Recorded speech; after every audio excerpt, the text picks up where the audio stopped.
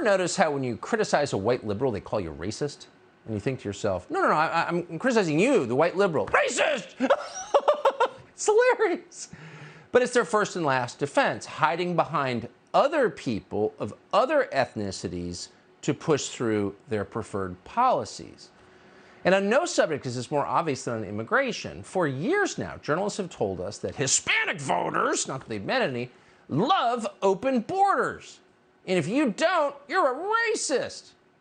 So all of a sudden, there's some cognitive dissonance going on because Hispanic voters actually don't seem to love open borders. And that's why in overwhelmingly Hispanic districts, you're seeing Republicans getting elected who are promising to enforce immigration law. So the New York Times is extremely upset about this. They're trying to figure out what exactly happened. These voters aren't as obedient as we thought they would be. They don't have the same attitudes that we do here in Williamsburg. Like, what the hell? And so they found a scapegoat. They just published an article with the headline, quote, "The Rise of the Far-Right Latina." Far-Right Latina, well, that's our kind of guest. One of those that they referred to is Cassy Garcia, who's running for Congress in Texas, and we are grateful that she's joining us tonight. Cassy Garcia, I don't know what a far-right Latina is, but I'm glad. It's a badge of honor. The New York Times doesn't like you, and we are very happy to have you. So now they're attacking you because you don't have their views? Is that what's happening?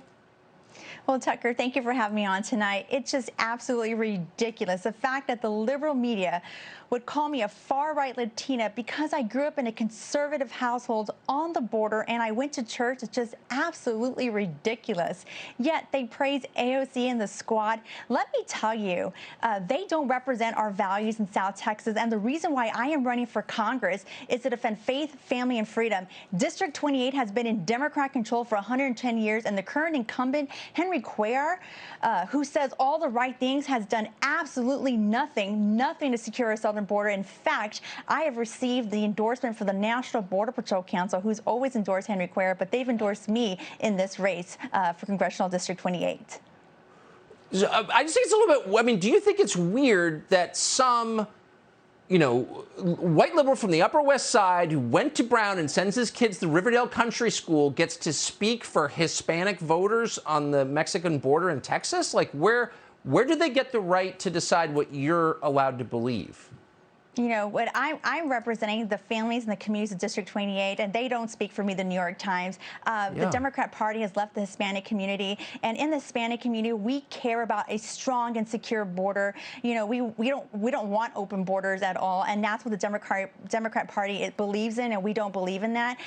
We believe in sovereign borders, and so that's why we're going to see more Democrats vote Republican come this November. We're going to see more Democrats walk away.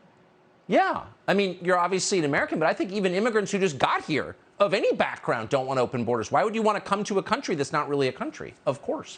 Duh. Cassy Garcia, we are glad to meet you. So thank you for coming on. Thank you. Thank you. Subscribe to the Fox News YouTube channel to catch our nightly opens, stories that are changing the world and changing your life. From Tucker Carlson Tonight.